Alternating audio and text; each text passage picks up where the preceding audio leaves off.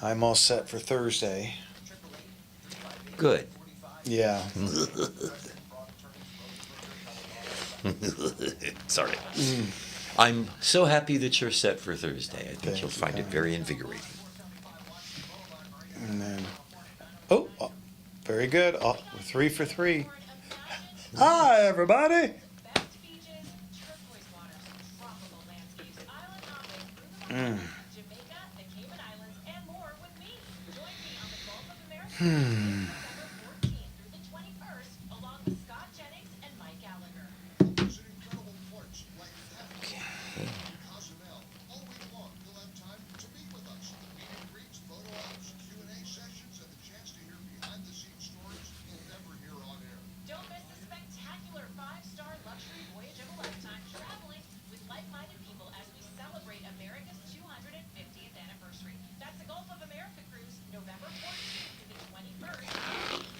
November. I want to hear about November.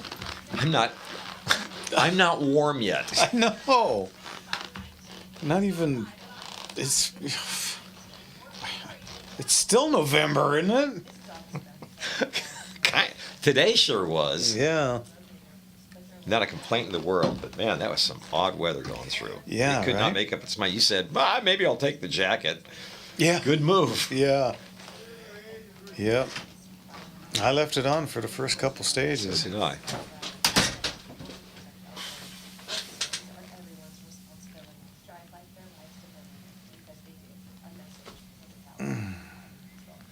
If we're going to dress cowboy next weekend, probably be the time to do it because we'll be at the. A good chance we'll still be in it. Yeah.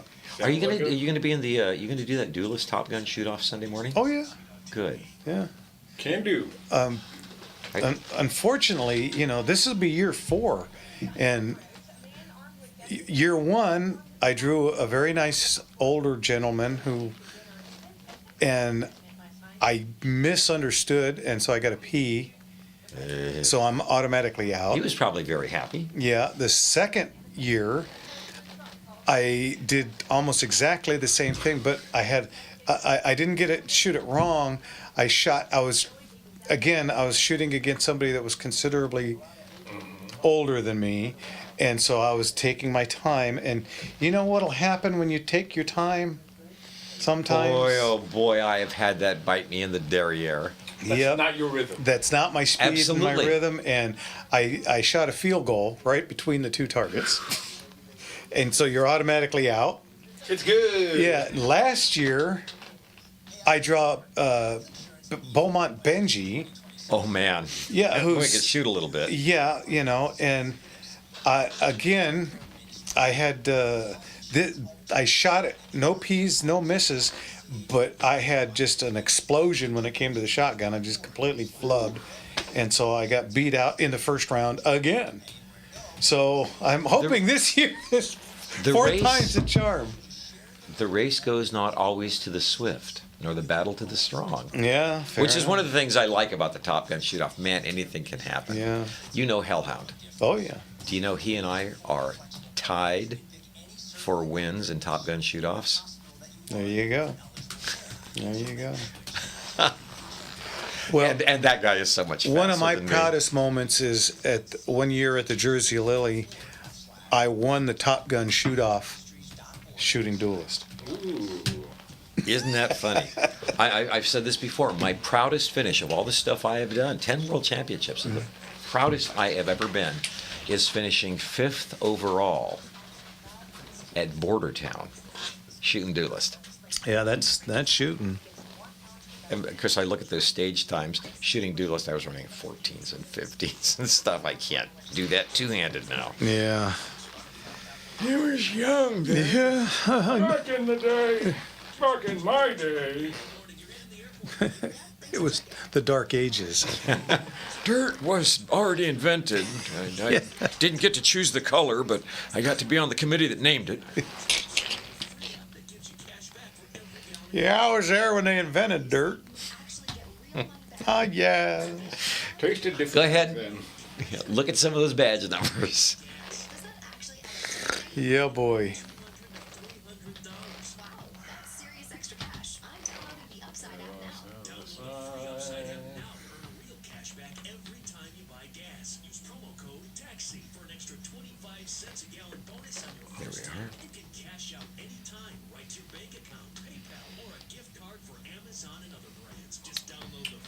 There we are. There it is. There it is.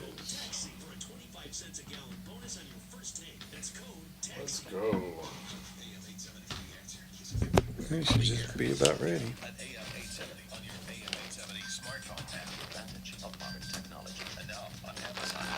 Almost there.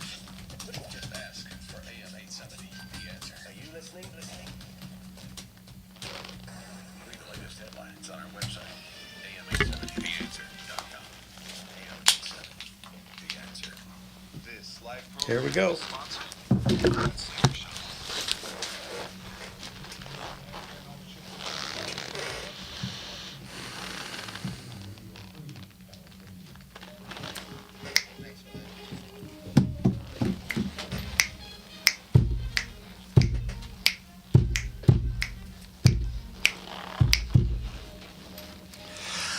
Good evening, everybody, and welcome to Gunslingers right here on The Gunslinger Syndicated Radio Network. That's right, from San Diego to San Francisco, from Los Angeles to Phoenix to Vegas, we are on the air. Yeah, and we are all over your internet screen, folks. We are on YouTube, Facebook Live, Rumble, and X. Make sure if you're jumping on, you're hitting that like button. You're subscribed already, and hit up that comment section. We're all over it tonight, especially tonight. We have some time, so make sure you have your questions, your comments, all on there. Let us know how last week's Motor Slingers went. And just thanks for stopping by. And once again, this week, Rick from the CRPA will not be with us because, as he put it, there's nothing going on, but I got a ton for next week. Woo. So we said, well, then we'll see you next week.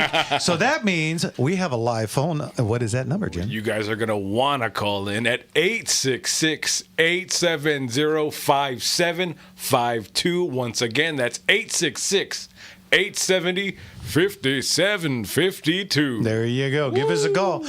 Okay, this week at Gunslingers, let's see. Well, we had some nice stuff come in. I got in. Have you ever heard of a British-proofed German Luger before? That is an odd fish. I know I've seen some American stamp ones. I've never seen a Brit. And it gets even more What's interesting. the backstory? Because it's a British proof marked a German Luger artillery model. Yeah, we got that in yesterday. Do you have any backstory to it?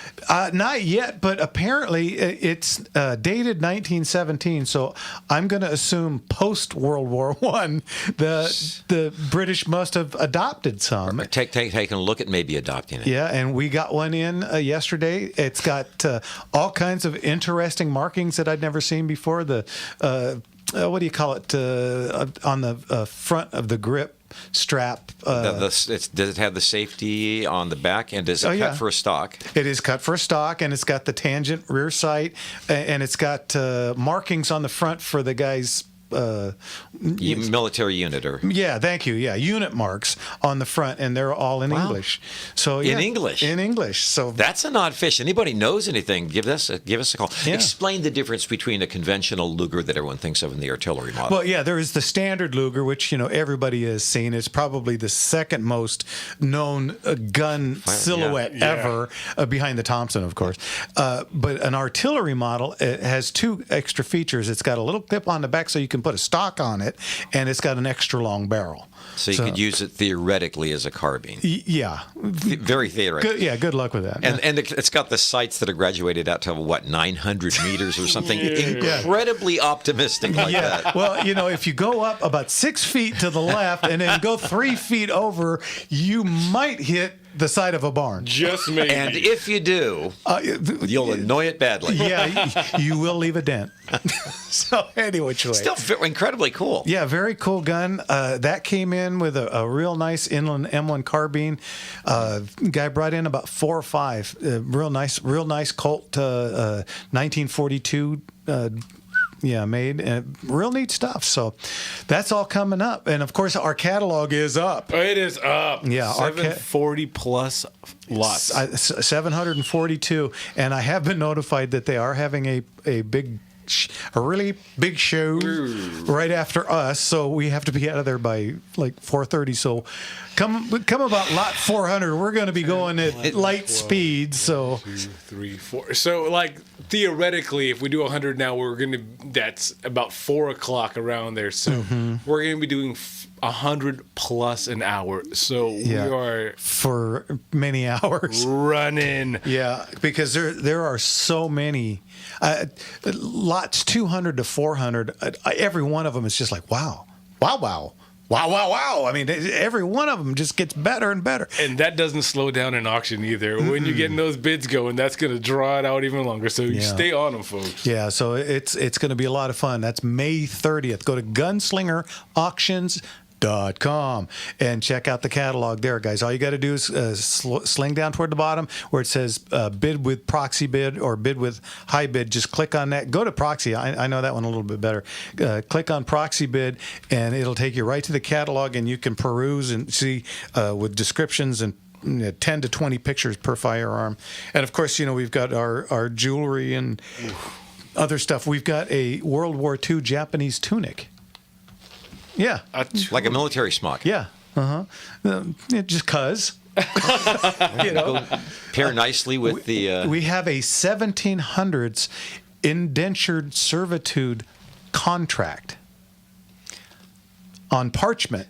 For those of you unaware of what indentured servitude it was, a lot of times people would leave the old country and they, not having the resources to buy a ticket, what they would do is they would sell themselves into slavery. Literally, typically for a period of 7 or 10 years or something like that. So they would buy your passage over, and then you go to work in the mines or in the fields or something. Or wherever they tell you. Wherever they tell you. Wow. Yeah, there were a lot of Irish slaves in the U.S. going way back. But anyway, we got one of those. Whoa. It's in a big plexiglass frame. It's very, very interesting. That's legit Smithsonian history. Yeah, we've got a beautiful saddle. This came to us a couple of auctions ago, and it didn't meet reserve. So the guy said, "Go ahead and try it again." This is. They were supposed to make 10. Tom Selleck and J.J. Kraft was the maker's name, and they got together to make a special saddle, and they only ever made 2. Tom's got one. This is the other one's up for auction. It's never seen the back of a horse. It's absolutely gorgeous. It comes with all kinds of accessories, and it's just absolutely gorgeous. Did we get any spears? No spears. Just in case. Just in case. No. I know our audience is always looking for spears. Yeah. How about matchlocks? No, we actually got 2 matchlocks in, and before I could say howdy doody, a couple of guys were just standing right there, and and they punked me on them. Get it? You want to tell me what is the attraction? I don't know. Both of them were Japanese, and one was just absolutely gorgeous. One was okay, and they were gone before I could say, Jack Sprat. Wow. Just, hey, what are you going to do with that? Well, it's going to go in. Can I buy that? Well, it's an antique one, so they made me an offer. I couldn't refuse. It's supposed to. That's right. Okay. Anyhow, let's get to Richard. Oh, Let me see. Let me get on the clicker, and there you go. Richard, what's going on? Good evening, you greased lightning gunslingers. Thank you kindly. What's going on, Richard? Well, I want to talk about noise suppression on handguns. You remember Godfather number 3, where Michael Corleone shot that guy? He wrapped the gun in the towel. Do you remember that? Well, that was Godfather 2, and that was Robert De Niro as Don Vito. But yeah, Okay, close. Well, all right. My question was that accurate? I mean, would that really suppress the noise as well as like a silencer? As well, no, but will it somewhat? Yeah. I mean, and other movies I've seen where they would use a pillow. They'd shoot the gun through a pillow. Did that do anything for noise suppression? Anything you can do we've talked about this before, anything you can do to slow the spread of the gases, which are what make the report, that's going to help. You're not going to be able to douse the supersonic crack of the bullet. So yes, it would definitely be better than pulling the trigger Openly. But it doesn't work as well in the real world as it does in the movies. Correct. And the one thing that they did get right was the towel that he wrapped around caught fire. That makes sense. Yeah, because that would have been a attention. black powder cartridge, and that would have shot out a nice flame that would have cut a terry cloth towel on fire quite easily. So they did get that Okay. part right. All right, Richard, what's your joke? Okay, did you see that new movie called Constipation? I've been waiting for it to come out. You got it. You guys are going to have to start calling me from now on. I tell you, Richard, you guys must have had the same Snapple bottle. Yeah. As always, Richard, thanks. We'll talk God to you next bless you, week. Richard. Keep swinging for the See you fences. next week. Bye-bye. All right, guys, you're listening to Gunslingers right here on. The Gunslinger Syndicated Radio Network. And again, give us a call. What's the number? Quick. 866-870-5752. Again, that's 866-870-5752. You're listening to us, and we'll be right back. Yeah.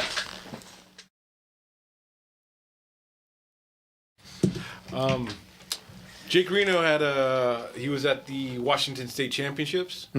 I asked him how he did. He said he took second in his class, duelist. Congratulations. So Very good. he put a disappointed face, but And we got to sing happy birthday to Jeffrey because Yeah. he's Oh. watching right now. So ready? Yes, I'm ready. 1, 2, 3. Happy birthday to you. Happy birthday to you. Happy birthday, dear Jeffrey.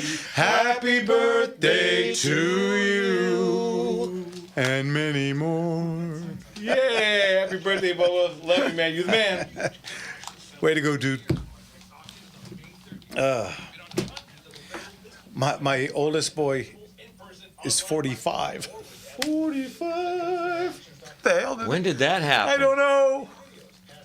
In the blink of an eye.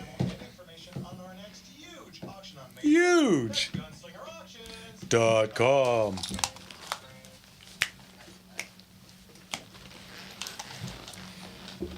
Ooh. Sugar pie, honey bunch. You know that I love you. Everybody, I can't help myself.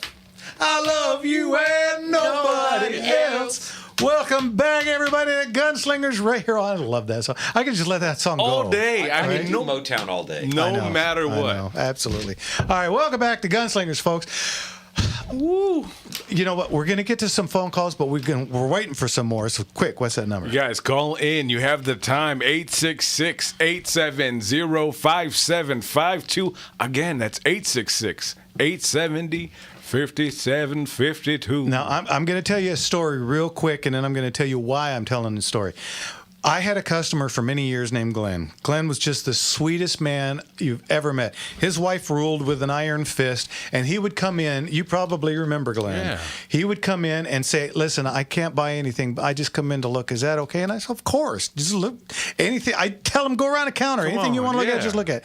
And well, she passed away. He retired. He got her and his pension, and all of a sudden Glenn had money, and Glenn would come in and he would buy 2 or 3 firearms, wait his 10 days, on the 10th day come in, buy 2 or 3 more, Start over. take those ones, and he never didn't have something in our system for a long time, and he was just the sweetest guy. Well, he started coming in and he started looking kind of peaked, and I kept telling him, "Glenn, are you okay?" "Well, stomach," and I said, "Glenn, do you have anything going as far as if something happened to you?" "No, not really, because he had no kids, he had nobody to leave them to." So I told him, get yourself somebody to make you a will and give it to somebody like St. Jude or Yeah, that's a great cause. Towers to Tunnels or whatever it's called, or somebody, and I'll sell them. I'll donate my point of it, and everything will go to the charity, and they'll get some money out of it, and it won't go for a loss. And he goes, "That's a good idea." Well, we didn't see Glenn anymore. And I kept calling him, and I sent Andy over, put a card in. Yeah. Finally, a distant relative of his called us and said Glenn had passed, and unfortunately, because he was alone, he passed in his chair watching TV, and nobody found him for weeks. So he just sat there, and it's just heartbreaking because I'm telling you, you couldn't meet a nicer man. And everything was gone. And it's just... So this week, I got a call from somebody with the almost exact same circumstances. Father passed away. Family didn't want anything. They want me to sell the stuff. And half of it's going to go to a Wounded Warrior, and half of it's going to go to St. Jude. Love that. And I said, absolutely, we'll take care of it. And so if this is your situation, take care of it before it's too late. Absolutely. Don't be like poor Glenn. He probably had, and this is without exaggeration, 300 to 400 firearms. Yeah, I mean, because he went crazy for about 2 years, and he anything that came in that was just like, whoa, call Glenn, and Glenn would be down there in a heartbeat, living his best life, and just having a blast with it, and God bless him. It's just what a heartbreak to have to sit there for 2 weeks before somebody finally finds him. It's heartbreaking. So our prayers and our condolences to everyone that knew Glenn. He was when you're talking about the nicest guys, wasn't he? Just sunshine right there. Every year for Christmas, he'd come in with 15 In-N-Out gift cards. Oh, what a nice thing to do. Yeah, and he'd hand them out to all my employees and stuff. And Glenn, I'm the owner. You're not supposed to give here. Yeah. All right, thank you. Glenn, what are you doing? I'll take you to lunch. Anyway. I know a little place. Yeah, so, if this is your situation, folks, do something smart. Don't let the county come in and take all your stuff. Or with Glenn, this distant relative was a felon. Oops. So you can imagine where all of this stuff went. Yeah. Let's get to Robert out in Sherman. Oh, our friend Robert out in Sherman Oaks. What's going on, Robert? Hey guys, how are you? Good, hey, brother. Robert. How you been? Good. You caught me. I'm only on one drink. Oh, hey. A rare find. What's going on? You just talked about that guy Glenn. Yeah. And how it's so important that as a gun owner, you have to spell everything out. Yep. Because my partner, she wouldn't know heads or tails of what I have. Yeah. And I sit there and I update every time I buy a firearm from you guys. I update. This is what it is. This is what you're going to do with it. Good. And artwork and anything. I'm like, it's so important because she'd be blindsided. Yeah. Someone would come in and be like, "Oh no, it's worth $2." Mm-hmm. Yeah, right. That's so important. Yeah. Oh, by the way, I was up with my buddy Jeff, and he finished his show. And when is the next window to bring in some lesser wanted stuff? Right. For an auction. Bring it in now because we're half done for September. Oh, I got to bring in those other ones. Yeah, I almost forgot. We're half done for September. We took in 125 guns the other day. That person that I just talked about, he's got 40. I had another gentleman call. They had been trying to get into Grandpa's gun safe in the garage. And they finally got into it, and there was more than 50 in there, and that's coming in next week. So, we're filling up for September really quick. So, do we want to do like you say, hey, we got this many, call for an appointment, or just make sure you're able to? Nah, just come on down. Unloaded. That's all we ever ask. Okay. Yes, By the way, in this next auction, lot number 269, it's the BAR. That's nice. Oh yeah. All with your taste. Yep. I have one. I don't have one. Well, I know where there's one for sale. Come on. Do you know? Yeah, I know. I'm like, ooh, and I told Eric this, and he's like, oh, I'm like, yeah, what do you think? Yeah. Like, Do I you don't know right now to get one new, there's a 2-year wait. Is yours the Ohio ordinance? Yeah. Mm-hmm. That is a crazy good piece of equipment, too. Those things are very well built. It's something we don't have. Mm-hmm. And if you hold it just right and just happen to hammer that trigger, it sounds like a real BAR. It sounds like a real one. And now mine goes back a ways. I bought mine probably 25 years ago, and mine is built, except for the receiver, mine is all original GI parts. Wow. Yeah, so mine is exceptionally accurate on top of everything else. My experience exactly. And when's the last time you shot that? It's probably been about 6-8 months ago. Oh, really? Yeah, I like to bring it out when we get a crowd because it's a big crowd pleaser, and I bring up the night. Is it the 1919 or 18? The 1919 spade gun. Yeah, the spade gun. I have one of those that actually works, and I bring it out on the big anti-aircraft tripod. Ooh, and nice. It's a lot of fun. It's been rechambered into 308, so it's a blast. Of course, California you can only have 10 rounds, but go ahead.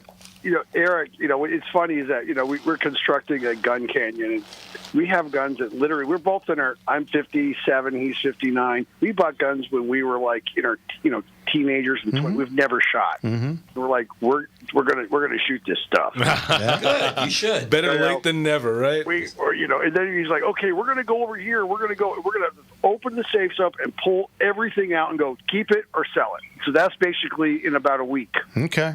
Well, That should be fun. I have about 6 other friends that, and remember Dean from months ago with the 400 firearms? Yeah. He called again this week. That we're still in play. We're just waiting for the right things to happen, and we're going to get that collection too. So. Come on, D. Oh yeah, we're just because he got back on the show. He was in the high 80s. He's in the movie. He's in the TV business, and then wasn't doing anything for a year. Mm-hmm. He's like, okay, give me a week to get back in my head around it, and we're going to go through.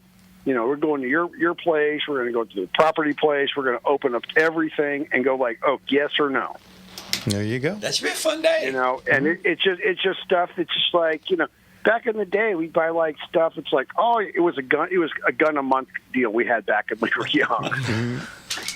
I have a Tippmann 9mm Gatling gun that takes Glock mags. Oh, those are so cool. Those are pretty fun. And Short barrel or long it's about barrel? about $5,000. Yeah, right in there. Yeah, and 5, 6. I'm kicking around. I want one of those. Well, I got one of those. So really? maybe we'll talk. We had a gentleman load up a bunch of 9mm black powder rounds for that. Oh my gosh.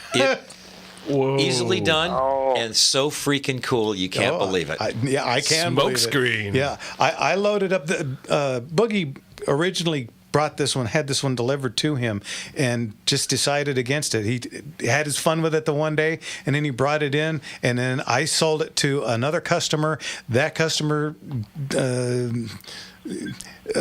what's that old Connie Francis song? DIVORCE.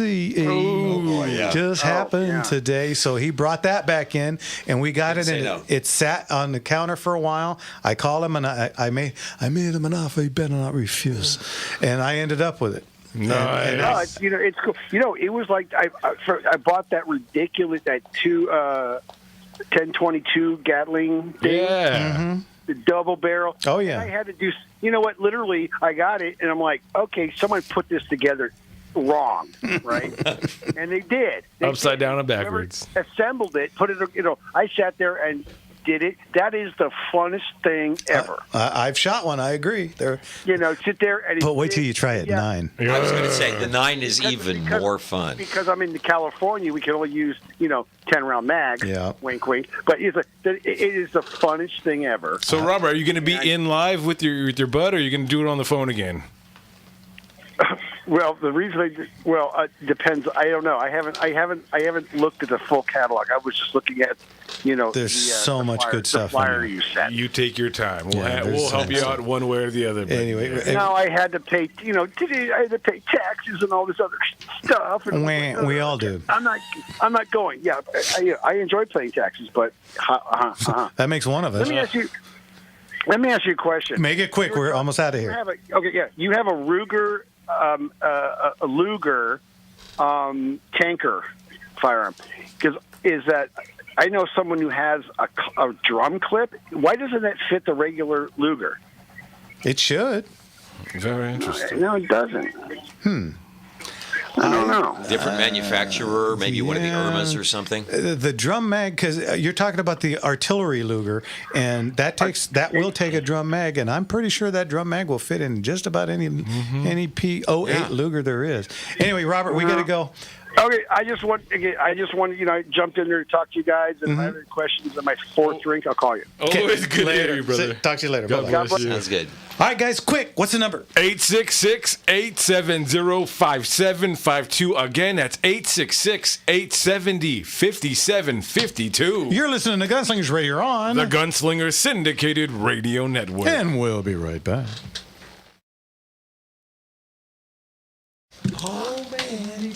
Have you ever heard the original version? He didn't write that. I don't think I've heard anyone other than him do it. It's awful. It's a rock song, and it's like in 440. Wow. Yeah, so it's considerably quicker, and it's just freaking awful. Go figure. We were at the Westgate last weekend. Oof. Do you remember that place being the Barry Manilow Oh yeah, place? I yeah. That when we were there in February, every poster, everything. he's their big wheel right now, and I guess. yeah, I think he's. Oh,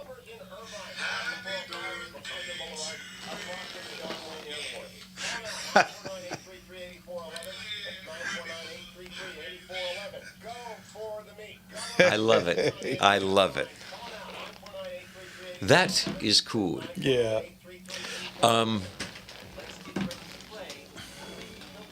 For fun, a couple of years ago,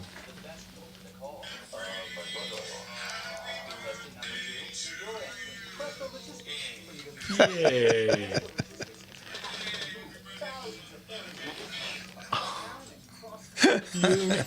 Yeah, I love that, man. for fun, a couple of years ago, AGW had one of those Titmans up at the range at State. It was very, very popular. We had Smokestack Oh jeez. shoot against it. And you know how fast you can run one of those Titmans? That son of a gun ran a dead tie. Oh, I believe it. Freaking, and that's I have the video of that. I have to do something with Wow. it because man, that was impressive.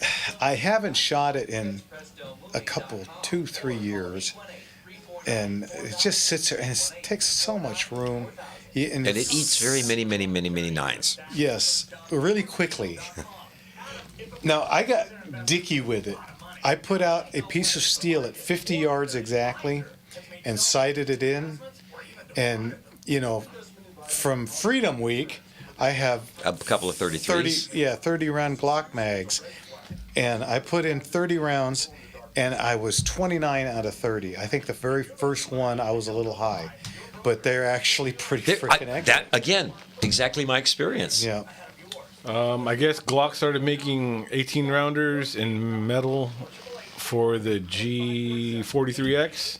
Oh no, 15 rounders in metal and 10 round plastic mags. I do have some metal mags for my G19 18 rounds. Yeah, so that's happening.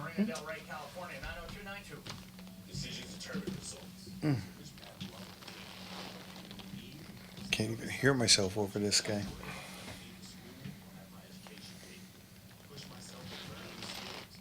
The Glock 19 is a 15 round mag. So, Just the stock one, yeah. maybe it's sticking out the bottom a little I can bit. imagine so. Different floor plate, slightly thinner body. Maybe you can get more in there. And the Yeah, I don't know. The Glock 17 held 17 or shit. It might even have been 18 rounds, but I think the Glock 18 is their full auto. that's the full auto one. Yeah. That's a bit of silliness. I fell in love with you, heart and soul. The way you grew me to gladly. Yeah. Because you held me tight. Held me tight. Held me tight. Held me tight. Held me tight. Help me tight. Held me tight. Help me tight. And stole a kiss there in the night. Welcome back, everybody. I love that song. That's just such a great spot in American Graffiti when that song comes on. Welcome back, everybody, to Gunslingers right here on The Gunslinger Syndicated Radio Network. And before we get too far along, I want to say thanks again to our guests last week, the one and only Leon the Motorman and George the Airplane Man. Our favorite shows. Our favorite shows. That, I tell you what, that 2 hours went in about 8 minutes, didn't it? It didn't stop. And thank you, everyone, for tuning in. And thank you for everyone calling, showing your love, and bringing back those old stories. Leon really loved reminiscing about all that. I'd love to have him in. I always tell him, we just won't even take calls. Let's just talk about all your famous customers, and he could go on and on. Yeah, I know, right? And it's just like you just water off a duck's back, right? Dolly Parton used to come in. Oh yeah, Steve Martin, whatever, Or talk about a cigarette boat a couple more times. Yeah. It seemed like I could get from here to Catalina in 8.6 seconds. First wave, I'm in the air and I don't land until we hit Catalina. All right, let's get to Joel in Los Angeles. Joel, what can we do for you, sir? Evening, Joel. Hey, good evening. This is my first time on the show, and thanks. I'm enjoying it. Can I add on something to what a previous caller said? Sure, of course. Okay. Well, it was about sort of, somebody passing away and there being like a big, a lot of big cache of guns. Mm-hmm. I had sort of a similar but different experience. And, I grew up in Florida. My father was kind of a gun nut, and he has a decent number of pistols still, and he's got dementia. And so over the last year or so, I've unloaded all the guns that were in the house that were sort of the defensive weapons and moved all the ammo out and given sort of some of the rifles and carbines and stuff away to family members in Florida, which is easy to do. Mm-hmm. Good man. And I'm really I'm trying to put them up for consignment when I go down to visit. And my mother's been really reluctant. And I'm like, there is no reason for there to be guns in the house. She has a 38 or something for herself, but I'm saying there is no reason for my father to have access to any guns. But she's been super reluctant, and I don't know. It was a bizarre problem that I wasn't kind of anticipating, really expecting. Joel, well, real quick, I run into this all the time with, a gentleman passes away and the wife just can't let go of the stuff because she knew how important they were to him, and she just can't let him go yet. There's a name for it. Psychologists call it value attachment. Yeah, and you see it happen. And I almost once a week I get this call, and I'm not ready yet, and I say, ma'am, when you're ready, you call. We'll make it very painless for you, but I'm not going to bother you until. But kindly keep his friends out of them. Yes, it's always a warning you put out there as well. Yeah, because I'll give you $100. Gun guys are they're great guys. But when some of them, sometimes when something happens, all of a sudden, I'll give you $100 for that $14,000 pistol. Yeah, right. And I can't tell you how many times I've heard this. And I always tell the wives the same thing. You tell them to come to the auction and bid with everybody else. Exactly. If they're such a good friend, they'll be happy to. Right. No, and shockingly, they never show up. But anyway. But I think I won't. I won't push her because I have been. I think what I did is try to make everything safe. Sure. Right. And then what she does. But I think you're right. She's having a very hard time kind of letting go. And I couldn't understand it, but putting it in the context that you did it, it actually makes a lot more sense. Yeah. And by the way, it's not gun nut, it's gun aficionado. Sorry. Not a problem. That was very un-PC of me to. But he had a Thompson submachine gun. He had Uzi. He had a lot of crazy stuff in his day. And a lot of World War II, Garans and things. But, all right, I don't want to sort of monopolize the conversation. So if you've got other callers waiting, I'm happy to yield. No, go ahead. You want to talk about a 9mm lever action? Yeah, I just saw. I know. I forget what the name of the company is now, but there's some company that sells them, and I know that. But they're expensive, and I know that Henry, for some reason, is reluctant to do it. Although they made an unsolicited 9mm semi-auto rifle. Yeah, the homesteader. Reason, but not, something. but not, yeah. Yeah, the homesteader. That's it. Yeah, but not a lever action. And I know that it's different extraction and it's different loading and all that. But and maybe they're just not into it. But they're making 4570s and cartridges that I can't imagine anybody I know ever shooting. Maybe you guys probably do. But, Oh, yeah. Cartridges I've never heard of, but yet 9mm is so ubiquitous. But then that's never been sort of like a priority for anyone with Well, in lever action. actually, you're in luck, and Mark's going to tell you all about it. Go ahead. Oh, one of the big news is there are a couple of magazine-fed lever action rifles, Yeah. which are on just the side of, I don't know, a little bit silly, but Taylor's, for example, is Yeah. manufacturing one in the United States, and it's a good Okay. 9mm carbine. It works really, really well. One of the problems has always been the oppositional needs for loading. A semi-automatic likes a nice, smooth, rounded bullet, so it slides easily from the magazine up the feed ramp and into the chamber. And tube-fed magazines, that means that little pointy bullet is resting right on the primer of the cartridge in front of it under some spring tension. Yeah. And so you want to be a little bit careful what you shoot with it, but I think it's a great idea. Yeah, That's very cool. And it's also coming with a threaded barrel, so you can put a suppressor on on it. Yeah, not in California, but in free Right, America, you can do unfortunately. that. Yeah. So Right. And it looks like they are creating more designs for them. I think they're coming into a little more of necessity, maybe not necessity, but people want it in that caliber. So I see like POF USA POF is has a Cat Tombstone magazine. out there. Oh Taylor's, yeah, that's a weird looking one. yeah, and Yes, then it it's is. magazine fit as well. And yeah, they try to. It's kinda not very up- smooth either. and yeah, they try to Sorry, update it POF. and then lose some of the nostalgia out of there. But yeah, there are new designs of it, and so I guess you're going to start getting your pick out of them. Well, hopefully as we sooner than discovered later.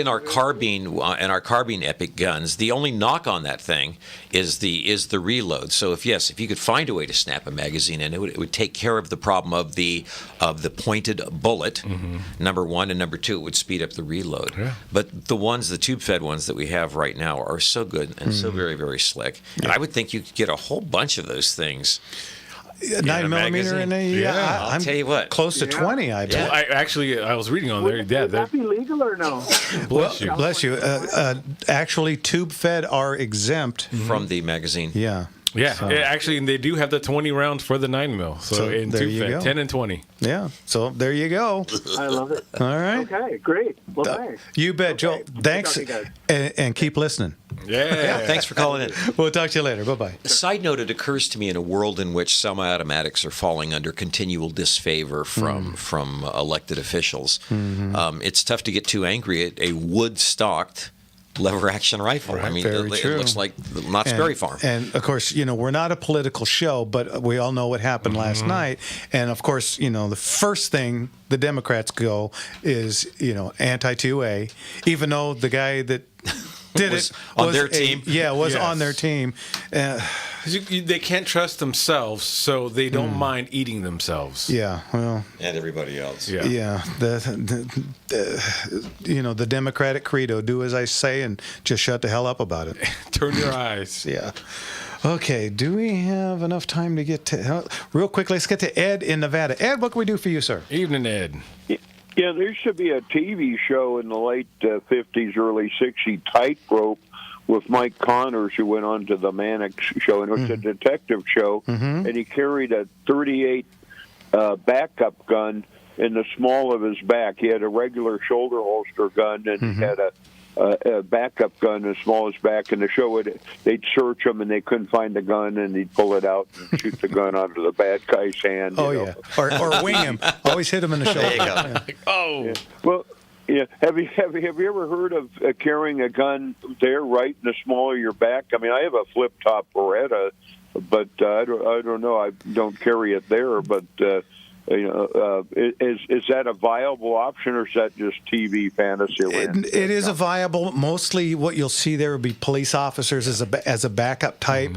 As a concealed weapons permit holder, I would not put one there. That's a tough reach. Yeah, If you have the flexibility to get at it. Yeah, accessibility. And the other biggest problem is if it shows and somebody comes up behind you, you can't see what they're doing, and they could very easily grab that and do something bad to you with it. So, Maybe more accessible to others than yourself. Yeah. So And at some point, you're going to want to sit down. Yeah. Oh, there's that too. Yeah, and then there's always that that aroma factor.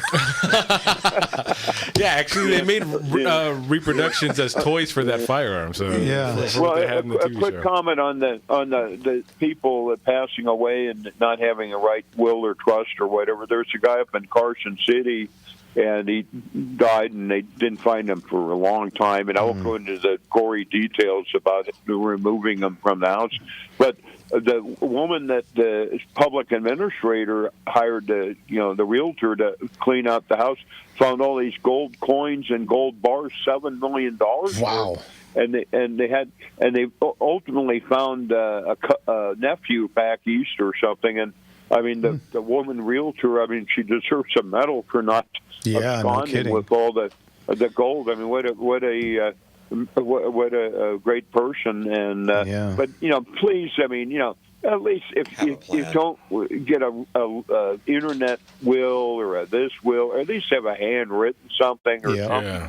I mean, make it easy on not only if you don't have any relatives, the people that have to deal with it, in the government and the this and the that. Yeah, because they will come get them.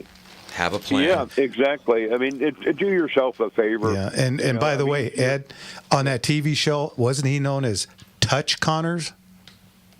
Touch Connors? Yeah, Mike Connors originally, when he started out in Hollywood, went by Touch Oh Connors. wow, it does say Mike. Yeah. I don't know this show. Yeah, and Yeah, well, I know you can look it up on the internet, IMDb. But he one thing he always regretted, he gave up his Armenian name for Mike Connors. Yeah. He always regretted that. But in that era, you kind of had to do it. When we get back from break, I got a really cool story. I used to go to the Golden Boot every year when they used to still have it, and I actually met Mike Connors, and he was really a cool guy. He was. I like those Barracudas in the show. That's my favorite car. Absolutely. Ed, thanks for the call. We got to go. We'll talk to you again. God bless you. Take care. Bye-bye. All right, guys. I hear some Lizard King. All right, you're listening to I was going to say Motor Slingers. You're listening to Gunslingers right here on The Gunslinger Syndicated Radio Network. Give us a call, quick. 866-870-5752. Again, that's 866-870-5752. And we'll be right back.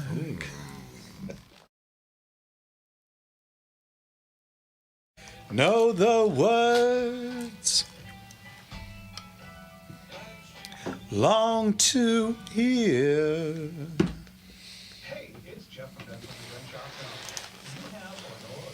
Tightrope, huh? What? Give me a ballpark year for that show. 62, I think. I don't think we had our TV yet. I had never heard of it. I saw it on One of the retro channels. Me TV or FE TV, one of the ones that's playing all the oldies now.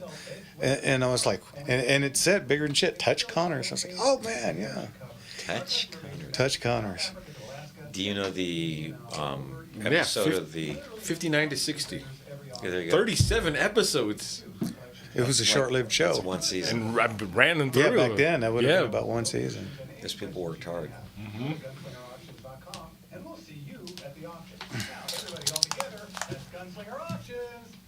.com. Oh yeah. Ooh. Nice little bass line right there. And then there is freedom without.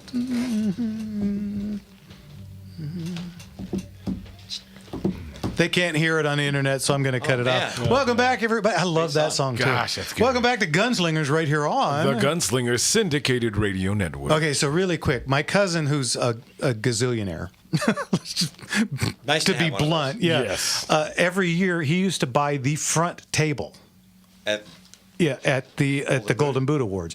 Now, the Golden Boot Awards were the kind of Hall of Fame for Western actors. Westerns, right? And when you'd go there, it was amazing to see so many people that I knew because I'm old.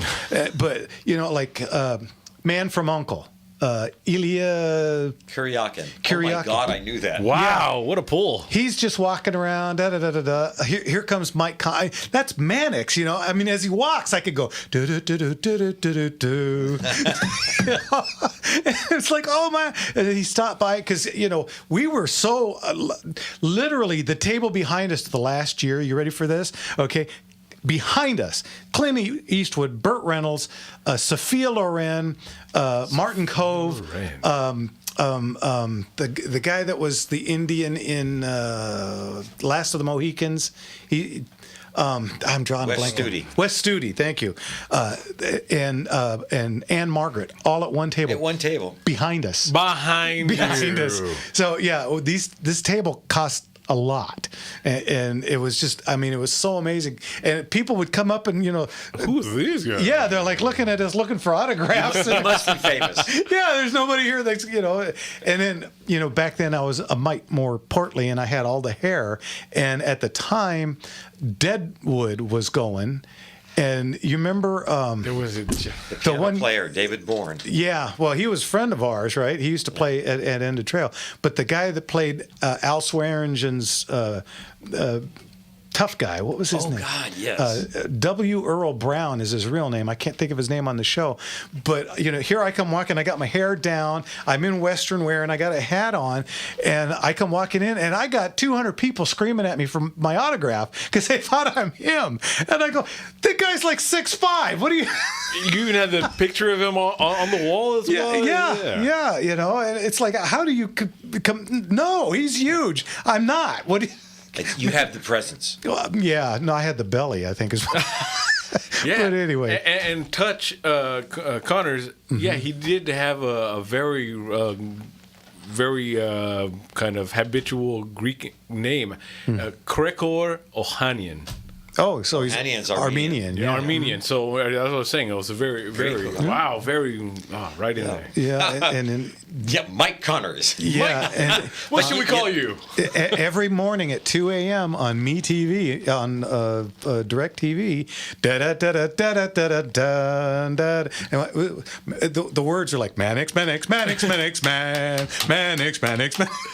Dan Doherty. Lyric genius. Yeah, right. That's right. Dan Doherty, W. Earl. Thank you. He was the factotum. Yeah, so everybody was yelling, Mr. Doherty, Mr. Doherty. And I'm like, who the hell are you talking to? But they used to park the nudie.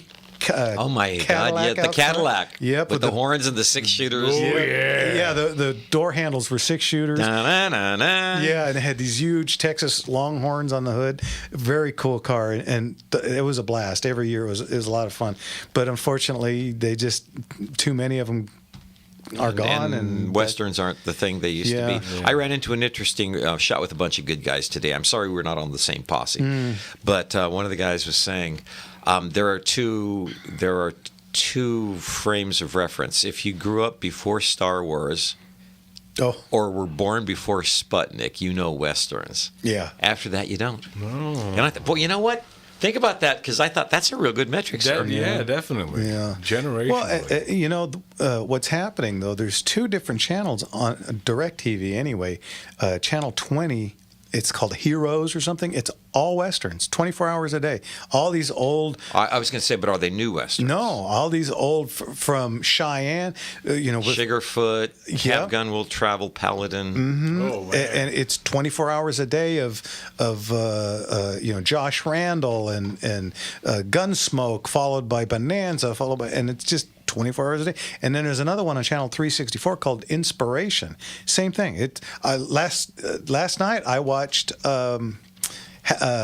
Support Your Local Gunfighter, Support Your Local Sheriff on that channel. It was a blast, great show. Cool. I wonder what the numbers are like for viewership. Obviously enough to keep that channel rolling, right?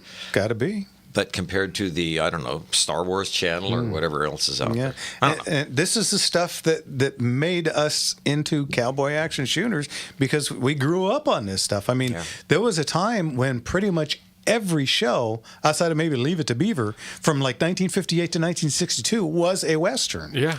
And so, Like my grandfather, every time we'd hang out, he'd have the TV on. It would be Bonanza or Wagon Trail or something of the sort. And so we were just sitting there singing theme songs for the for the rest of our time. We'd all be on a car drive, and all of a sudden we're just Bonanza,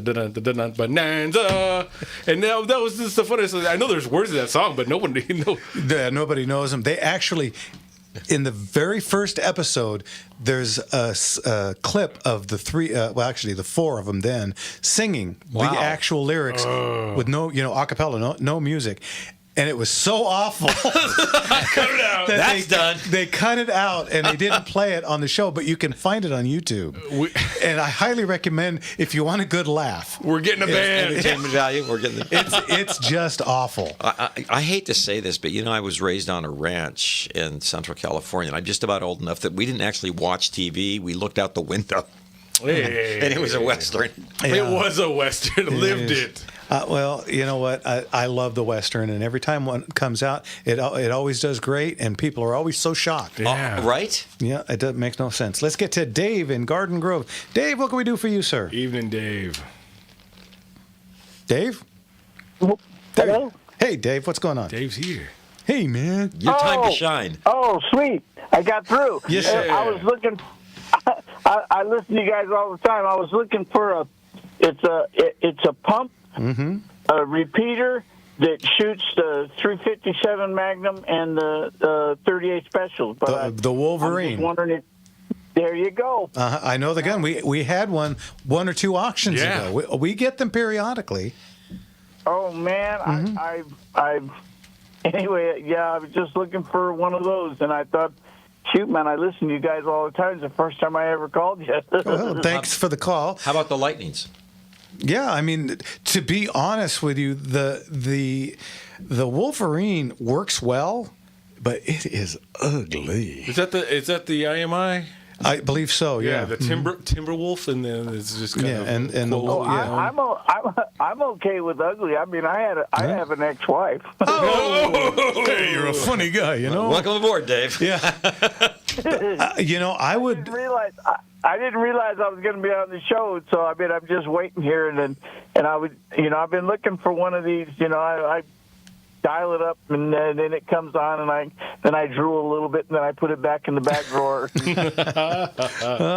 I take a look at some of the other ones that are out that are really pretty and work well, and they're available. Yeah. Beretta made one for a while. Taurus has made them. Pedersoli. Pedersoli. I'm looking at makes the the prettiest PMGs. one. Yeah.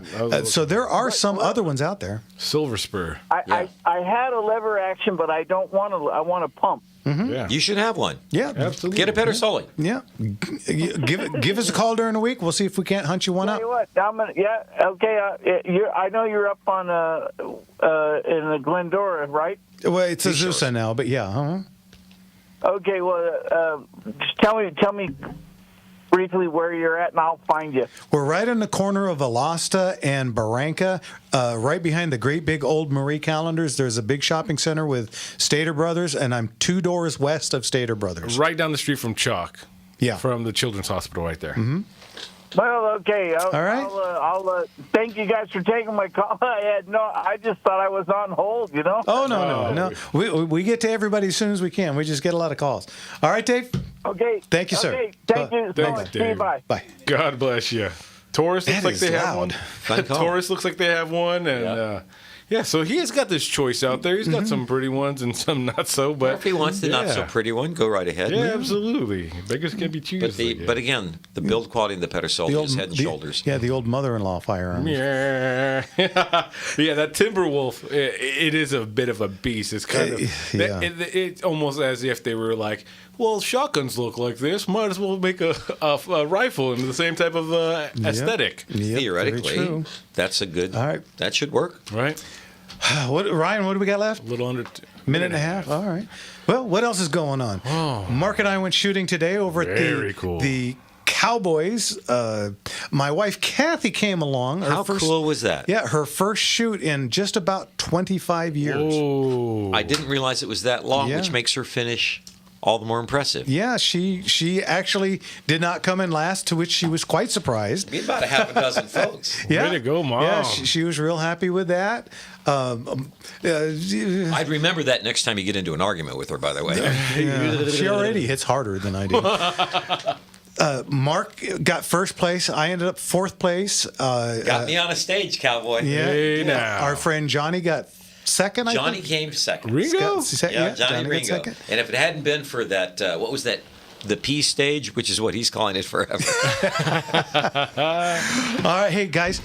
In our second Power. packed hour, it's more phone calls. Quick, what's the number? 866-870-5752. Again, 866-870-5752. All right, Robert in Los Angeles, Howard in West LA, and the rest of you, we'll get to you as soon as we get back. You're listening to Gunslingers right here on The Gunslinger Syndicated Radio Network. and we'll be right back. Come on. I have the key on me. We have no cups, so I haven't drank any water, but I still gotta go. Sweet. Okay. I have it started for you.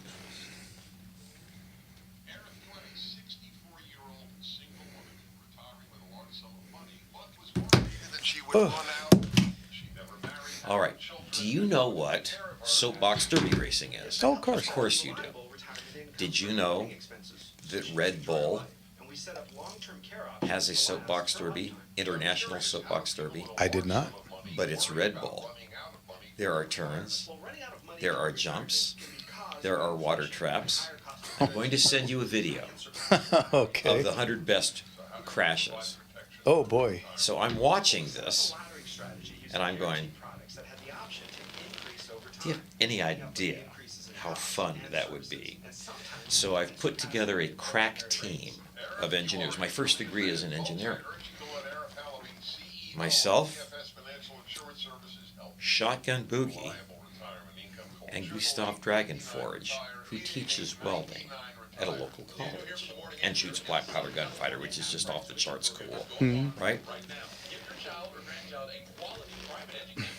Understand, I'm thinking you could find a couple of shock absorbers, 4 shock absorbers from beat-up motocrossers, maybe get a couple of hydraulic disc brakes off a bicycle, right? Put this thing together, $400 to $800 is my budget.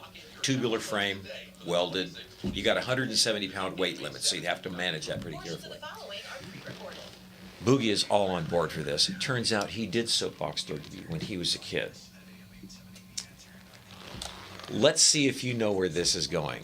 I'm thinking $400 to $800, welded box section steel, aluminum superstructure with mylar for wind resistance, etc. I get the parts list back that Boogie has in mind. Let me see if you can guess where this is going. $8,000. Boogie, it's got to roll down a hill for 90 seconds. You must have the Bilstein shock absorbers. They must be Bilstein. What the brakes must be Brembos. I love that guy. We'll hammer out find a medium point. But I'm honest to God, really, really looking forward to this. And I find out that there's one of the rounds is in Los Angeles. So just too easy.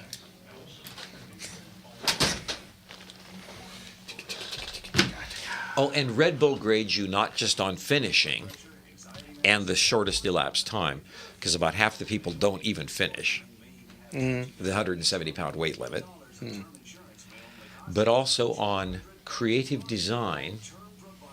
Now, 170 pound, that's rider and car? No, that's just the vehicle. Just the car? Okay. Just the vehicle. I forgot to ask this. Mark asked Underwood or G9 ammo for 380. Is it good? How about external hollow points, better ramping to chamber, and same results? External hollow points, those are those things with the screwdriver tips on them. Oh, yeah. Those apparently work pretty good, and I think when you're talking 380, because you don't have a lot of foot-pounds of energy going, I think it's all about penetration, and those things do penetrate pretty well. That would be when I go. Underwood makes good stuff. It's pricey. It's over $1 a round. But you know what? If you're talking about something to defend your life with, don't let $1 keep you away. Absolutely. The problem is you got to practice regularly. The smaller the gun, the better a shot you have to be. which means you have to practice regularly. And if you practice regularly, you can't just use ball ammo. You have to make sure that the gun functions well and reliably with the stuff you're going to shoot out of it. And then there's, the fact that 380 is 9mm on stun. On stun. That's such a great line. I quote that about once a week. Good gun, Mr. Murphy. Yeah. But you know what? Better a 380 than the tears in your eyes. Absolutely. Everybody say hey to my old pal Brian. Hey, Brian. He's out in Texas, listens to us for the first time. Cool. Welcome, Brian. Thanks for sitting in. Hey, iHeartRadio or on the interwebs? I think he started out on iHeart and then found out that we're live streaming, so he clicked over to that. We're so much more fun in live stream because we have all the off-the-cuff remarks. Yeah. And we get to drop F-bombs on the... Which Brian golfed with me for years, so he's heard a few. Comfortable with the vocabulary. Yeah. Brian and I almost had an international incident. Talk to me. We were playing, and we had a bunch of Asians in front of us. We were playing out in Corona, and the guy was on his third shot. We were on right after our drive, and Brian can do the whistle real loud, and he waited till the guy was right here. Oh. Let's go! And the guy just come flap, and it was hilarious. That guy freaked out. But they were playing. Was it like 9 guys in a group? It was just ridiculous. I'm gonna play through. 9 guys in a group? Yeah, and they wouldn't let us go by. It was only me and him. And nobody else would play with us. Well, hope you had a lot of lemonade. AM 870, The Answer. Searching daily for unity. Dum dum dum dum de dooby dum dum dum dum dum dum be dooby dum dum dum dum dum dum be dooby dum wow wow wow wow dum dum dum dum dum dum be dooby dum dum dum dum dum dum be dooby dum dum dum dum dum dum be dooby dum wow wow wow wow. Welcome back, everybody, to Gunslingers Radio on The Gunslinger Syndicated Radio Network. And now that we're in our second Power packed hour, that means it's phone calls time, guys. Give us a call. What's the number, Jim? 866-870-5752. Again, that's 866-870-5752. Now, my old buddy Brian's listening in for the first time. He's out in Texas, and he's watching us on YouTube, apparently, and he brought up a little thing. So, okay, I have a CCW. That means I'm allowed to carry a concealed weapons permit. Well, I rarely take it off. So whenever Brian and I used to go golfing at least every Tuesday, and sometimes it would be 3 or 4 times, depending on how much time we could get off. We're at Eagle Glen in Corona, which is a beautiful course. Yeah. Clean. And at the time they were doing a bunch of construction. And so, I don't have my firearm on, but it's in the cart and it's just sitting there. Now, Brian has been ragging me for probably 20 minutes over out driving me by like 100 yards or something. So we're cruising down, and we have to go around this weird bend to get across. If you know the course from 16 to 17, it's a weird deal to get. So we're going da-da-da-da-da. Guess what's in the cart path? About a foot-long baby rattler. Oh, I knew it. Yeah. And so he tries to run it over on my side. Good move. Yeah, and so I'm like, I got my Jump foot up. hanging out the, So bloody much. So I'm just like, so I pull my foot in, and he's like, "What? Shoot it!" That's like, oh, please. Yeah, with a 9mm. Just freaking unload in the middle of a golf course. Yes. Well, on top of the fact that this thing is only, a little baby. It's a foot long, and it's, maybe it's like a big stick with fangs. Yeah. You got a Slim Jim waiting for you. Yeah, Slim Jim with fangs, and it's moving, and we're moving, and I'm supposed to give me a break. And he's been ragging me for like 15 years over this. Jeez, and you weren't wearing your boots because you don't go golfing in your boots. That's right. Yeah, no, I had good golf shoes on, but I didn't wear shorts. Because Adon does not wear shorts. No. All right, let's get to Robert out in Los Angeles. Robert, thanks for waiting. What can we do for you, sir? Evening, Robert. Hi. I have to confess I know little to nothing about guns, But I have 3 questions about it. I'm 79 years old, and I have children and grandchildren, and I'm pretty fit for my age. good But on I have number one, I have an Italian ACP 4510 Foglio, and pulling back the slide is very difficult for me. Yeah. It takes quite a bit of strength on that gun. And I have about 300 rounds of ammo that's like 25 years old, and then I have some miscellaneous ammo I inherited. So my question is there, I hate to lose that ammo, but at the same time, I'm looking for a gun that's easier to pull back the slide and load the ammo into the magazine. It takes, I think it takes 9 rounds, and the 10th one goes in the chamber. Sure. Do you have any idea what I All might good questions. exchange that for? Or buy something different? I'm on Social Security, so I don't have much income, but any ideas on that? Yeah, a few. First off, the reason that it's so hard to pull back is because it's a 45. Big, powerful cartridge. Yeah, it's a big, powerful cartridge, and your gun has to be able to handle that. So it's going to have a pretty hefty spring in it. That's why it's so hard to pull back. So what you want to do is scale back some, and I don't know how far you want to go back, but I mean, first off, a revolver is never a bad idea. I mean, you never have jams. You never have, whoopses. You don't have to deal with safeties. It's just a what do you call it? A point and click. The original point and click. That's what it is. Yeah. So, that would be a way to go. If you want to drop down into a 9, a Beretta 92 FS or a M9, both of those are fairly easy to load and to pull the slide back. If you want to drop down even farther, one of my favorite guns out there to shoot is the Walther P22, which, I mean, you can practically do that with your index finger and your thumb. It is a 22, but keep in mind that more people get killed every year by a 22 than any other round. So Beretta Firestorm. I'm sorry, Beretta Bursa Firestorm. Yeah, the Bursa Firestorm. It's a 380, which we were just making fun of, but honest to God, it's about as powerful as a 38. Yeah. It's a nice, soft, easy. The smaller the cartridge, the less spring pressure you're going to have to fight, and the bigger the gun, the less spring pressure because the slide will weigh more, which makes it easier. So get a revolver or get yourself a 9 or a 380. Yeah. Straight up. That would really be the best way to go. A revolver or what? Or maybe a Beretta M9 or a Bursa Thunder. The Bursa Thunder, I think they're like $399 right in that area. So they're fairly inexpensive. And that's a good, reliable little gun. And if need be, I'm pretty sure there's something in the catalog that'll satisfy, that'll be easy for you. And then you said you're on Social Security. It might be even easier on your wallet this way. So make sure you're jumping on gunslingerauctions.com and check out the catalog. Maybe there's something that we can help you out with there as well. Yeah, our gun auction is coming up on May 30th, and we have 742 lots. So there's all kinds of chances to get all kinds of different stuff. Yeah. Okay. Sounds good. And then the last question I have is, in California, are you required to re-register a gun every year or something like that? No. Once you've done it, you're good.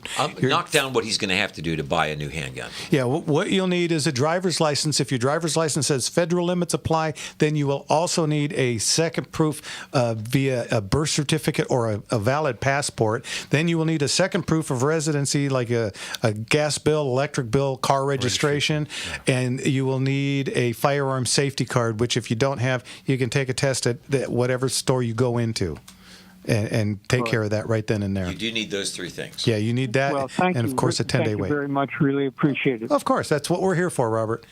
Okay? Okay. Thank you, sir. Thanks for the call, and thanks for waiting so long. Take care now. Okay. Bye-bye. God bless you. Okay, let's just jump over to Howard in West L.A. Howard, what can we do for you, sir? Evening, Howard. You guys have been poo-pooing the reach of the 9mm Luger. Jerry Micklick had YouTube videos where he was taking a Smith & Wesson 9mm revolver using the heavy bullet. I think it was 148 grain. And he was shooting at a balloon on a steel plate at 1,000 yards. I believe it. That sounds Yeah. preposterous. We weren't To me, poo-pooing the it's 9. We were poo-pooing the 380. Yeah. Also, well, because anyhow, he hit the thing on about the third shot. Did it have And enough after energy the to first burst the two, he balloon? said, I'm holding about 80 feet over the target. Oh, yeah. Got to get for that I drop. mean, he was mortaring this thing in. Yeah. Yep. When I was shooting at, was it San Francisco Canyon, this Marine armorer, I think he was retired, maybe not, but he didn't look fit. But he had a 380 Walther, and he dropped a round in on a boulder at about 200 yards center of the boulder. 3 shots, one long, one short, and then right on the center of the boulder. And he was holding the gun over his head, looking between his arms, and watching where everything fell. And Stoner did make a prototype in 9mm. It was in the late 1960s when they were still dragging around M14s in Vietnam. Mm-hmm. They said, this makes more sense. And he also designed it to launch grenades. Well, there you go. I mean, it was weird, and you said, no, it didn't happen. What? It did. I have the ability to remember things that don't make me money. All right. Well, Howard, thanks for the call. Thanks, Howard. And we'll talk to you again. God bless you. Take Thank care. you. Bye-bye. He has ability to remember things, just not correctly. Anyway. All right, guys. Give us a call. What's the number, Jim? 866-870-5752. Again, that's 866-870-5752. Call in now. And again, nothing wrong with 9mm. Just about everything I shoot is honestly, 9mm. 9mm. Yeah. But Please. 380 is 9mm on stun. You're listening to Gunslingers right here on The Gunslinger Syndicated Radio Network. and we'll be back in just a second. Yes, sir. Not sure where he was going with all that, 'cause did we poo-poo 9mm? I don't think what we were talking about. I said the wildly optimistic sights because I'm glad Jerry Michalik could hit it. He only fires about 250,000 rounds a year, Yeah.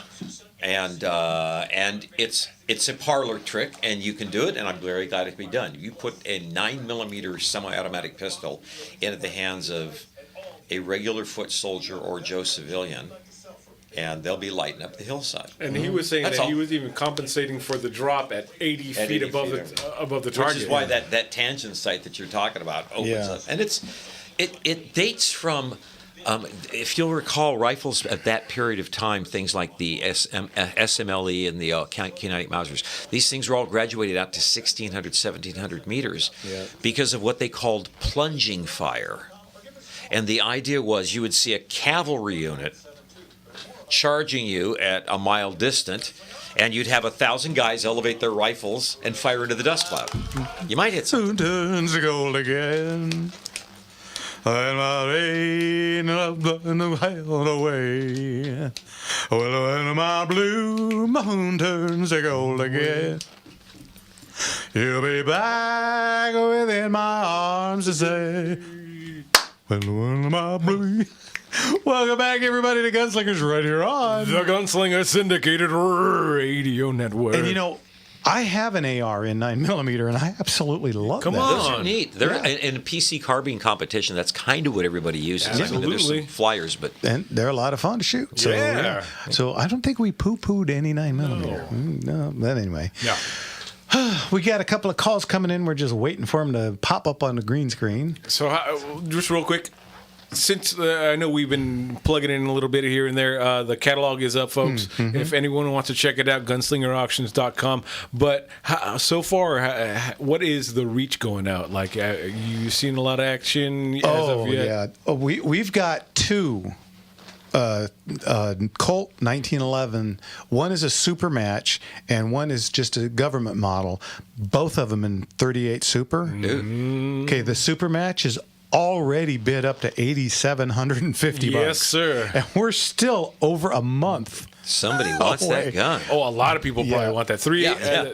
That 38 on those 1911s. They are man. incredibly popular. Yes. And by the, just by looking Don't at that. take my you can word tell. for it, But, but- we mentioned, of course, last week or 2 weeks ago, we mentioned the 1941 Johnson. So we've got that. We've got. How's that going? It's already up to about $3,000. Those things have gotten so collectible. Yeah. We've got the BAR, the Ohio Ordnance BAR. We've got several German K98s, a couple of with scope from World War II. Yeah, you said a bunch of a lot of World War II snipers. We've got the British Enfield sniper. We've got a real Japanese with the scope sniper. Boy. You remember when we did the Russian? Okay, yeah. We had a Russian 9130 with a scope, which is aptly named the PU. Yeah, and this scope was so bad it sits up nice and high, so you can see the iron sights under it, and the gun shot great with the iron sights. We both shot better with the iron sights than with the scope. Yeah, than we could with the scope. Well. That PU is 10 times the scope that this little Japanese. Well, the gun is fairly large, but the scope, it looks like a felt tip pen or something. It's this weird. It's only like that long. Were they trying to keep up with the Joneses? I don't know. Well, I don't know. But Japanese optics are as good as they get today. But this obviously was World before War II. Pentax. It was a swing and a miss. All right, let's get to Dave in Whittier. How are you, Dave? Hey, you guys. One of y'all mentioned about your conceal and carry. Now, I know the Supreme Court ruled that any California can have conceal and carry, okay? And I did hear a little rumor in Whittier that our Whittier PD are rather slowing down those permits. And we just got a majority Democrat city council and a mayor elected by outside influences. So I don't know where that's going to go with regard to and what they can actually do against conceal and carry. But I want to ask you a key question about it. What are the things that would prevent an individual from legally being allowed to have a conceal and carry? Isn't that if you have a felony? Oh, yeah. For starters. It would be pretty much anything that disallows you to even own a firearm. That's a felony, if you're, a deadbeat dad, too many tickets. Domestics. Yeah, domestic violence is a big red flag that's going to keep you from having it. Now, does the person have to be convicted of those things? Not necessarily. No. If, this is kind of all over the board, but if you have issues or something, anything like that, like a trespassing for getting a ticket from a police officer because you told him, when he's snotting off at you, and you say, get your story's correct. When the police were called on you at a grocery store doing voter registration, and somebody didn't like you, and they call the police on you, and they get the police riled up at you, and then stuff like that. I mean, things like that are not really. They're basically insignificant stuff. No real infractions or anything like that. But some there have been cases where people had maybe multiple instances of maybe they were in still the process of dealing with the DUI or something like that. Things like that showing a poor course of history that can do that. If that was your one and only offense and it wasn't even that critical of an issue. Have you legally purchased a firearm in the last 10, 15 years? No, but I plan to. I'm going to probably get the one that you recommended, the 870 Remington. Okay. Isn't that? Yes, because you guys had recommended that when I asked you what would be a good home protection firearm. Mm-hmm. And another thing I wanted to mention is how the Democrats, back in 2013, there was a real effort by Obama and Feinstein to put gun control, but that was defeated because it's so unpopular. Mm-hmm. And but their main belief, one of their beliefs, is that you know, the Second Amendment doesn't mean you can own a firearm. It means the militia. It means the local police. They're good enough, and you don't need to have a firearm. The police are there to protect you. So that's one thing that people should be aware of about the Democrats, that they're just so over the top. They truly, and I don't understand it, you guys. I just don't get it when the Constitution is very clear. Well, unfortunately, Dave, for the last 25 years or so, the California educational system has been babysitting, not teaching. They're teaching what to think instead of how to. And so they've been feeding our kids this malarkey, and you're seeing it come to roost now with crazy people like what happened last night. And this is just going to keep on happening. I mean, what Trump's been, attempted, this is attempt number 3 in the last 2.5 years. Yeah, and there's something I want to make a comment about that. It's kind of like a funny comment, but it's a true comment. There is absolutely, I know you guys are going to chuckle about this, but it's absolutely factual. There is absolutely no reason in this country for anyone to dislike Trump. Why? Because in 2024, at a certain large grocery chain, I went and bought eggs during the Biden administration in 2024, and a dozen eggs was $7.99, and now the same store, the same exact eggs, are $1.99. I know. Well, again, though, Dave, you're dealing with people that are brainwashed, and we're not really a political show, so we're gonna let you go on that. But as always, thanks for the call, and we'll talk to you again. Okay, take care. And again, guys, it's a simple deduction. Look at Hitler Youth. Yeah. They just started off as little kids, but what happened? Getting young.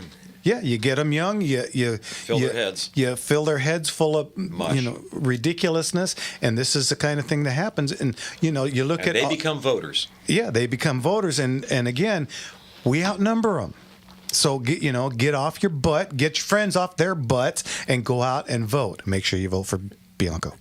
And it doesn't have to be the truth. It has to be whoever's spouting its truth, how they look at it, how they feel about it, and that's what they're going to just dig into them. Yep. So, you know what? It always starts at home. Always refer to the home. Everything starts at the home. So you teach your kids well, and they'll understand what and how things actually look historically and factually. Yeah. So do that. Yeah.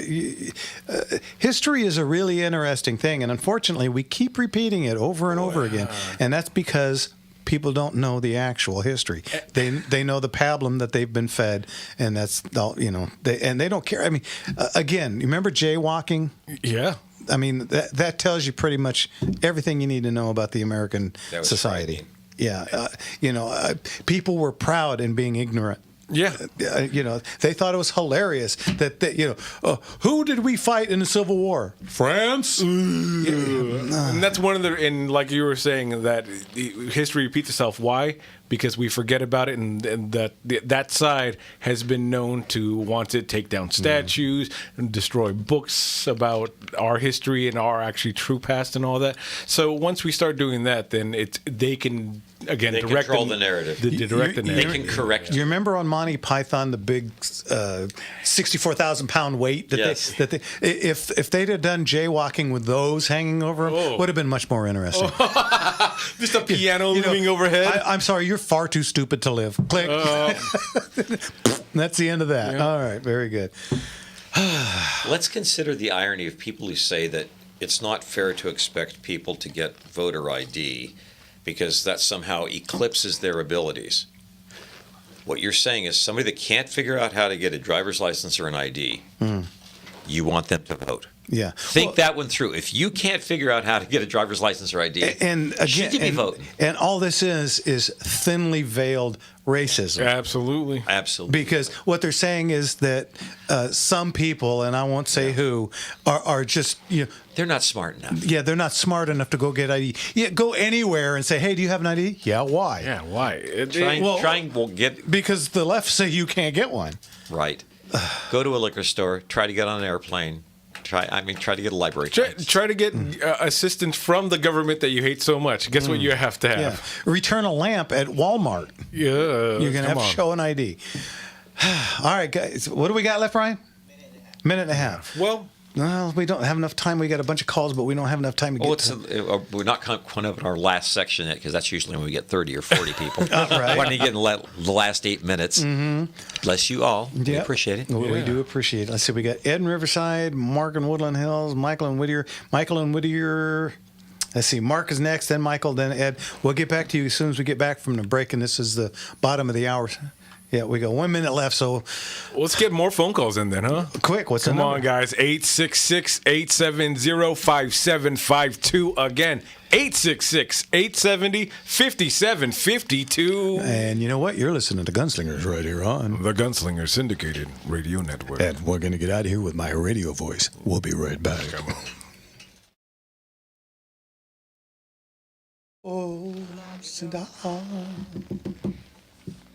You can't ever get much cider. That's your lot in life, Lelania. Can't blame ya, Lelania. Oh, Tito. That vibrato. That's what I'm saying. I'm just stuck on that vibrato. Hey, hey, hey, hey, hey, hey. Right. Can't blame ya, Lelania. And bass. I saw the same soapbox derby video. That's pretty freaking funny. It's pretty. I'll send it to you guys. It's hysterical. You can't believe how many ways there are to deconstruct a box of plywood. Oh, yeah. Every time I watch those Red Bull Schnugelfrugel things. You got to have two. One to really race, and one that as soon as you hit something, just boom. Because that's kind of what they do. Yeah. And the variety of ways that there are for these things to disassemble themselves.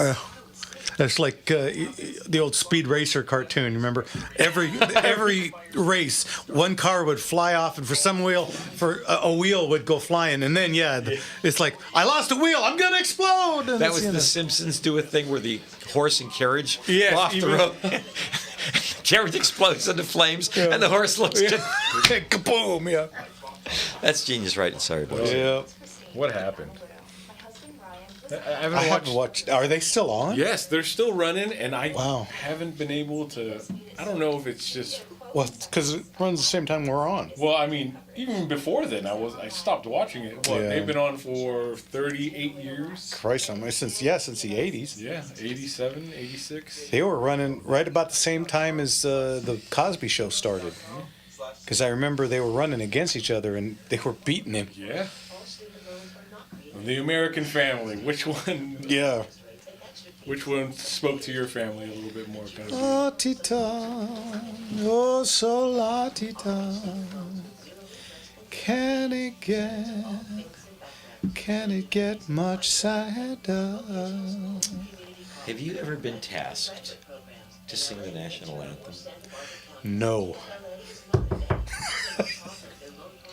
At the event last weekend. Oh. It gets better.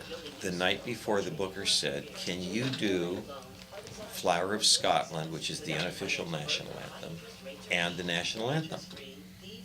And Flower of Scotland is a weird time signature, but it's easy to sing, and I thought, sure. And I looked up the Scottish national anthem and spent due diligence doing it.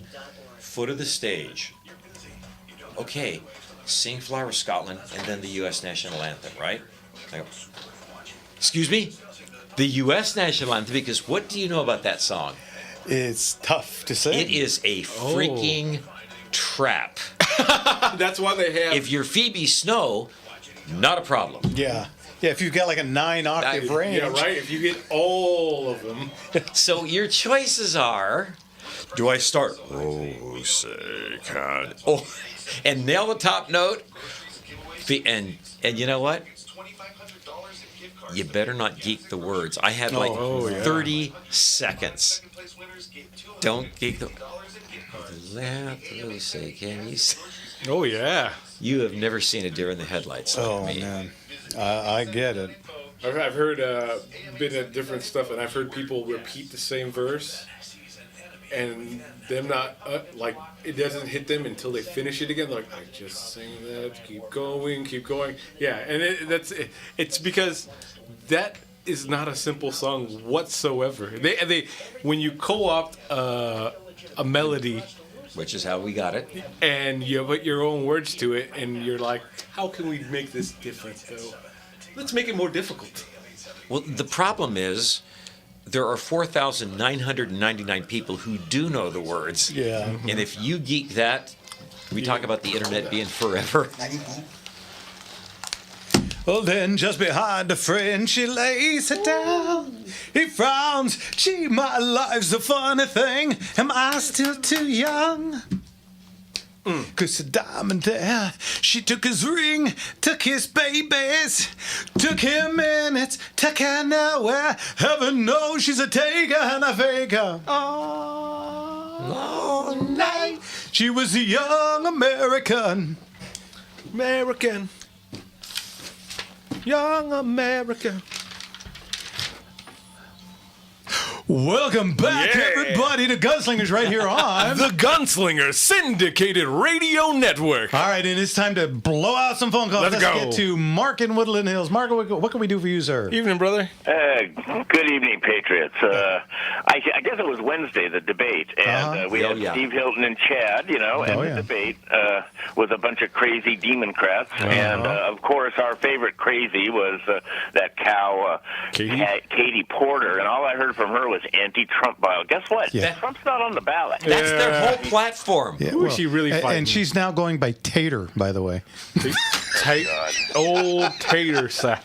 Just keep the steaming potatoes away from her. That's all I'm saying. Yeah. They caught tater salad. Go ahead. I have a couple questions for you, Jeff. I know last year I'm having some problems in this regard, but did you have any trouble relocating your father as yet?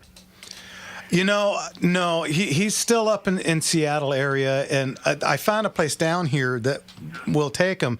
It's just, man, I'm kind of, I've been talking for about 10 years about bringing my pop down because he died in Seattle and he's buried up there, and he's been there since 1978, and it just sucks because we have no family up there anymore.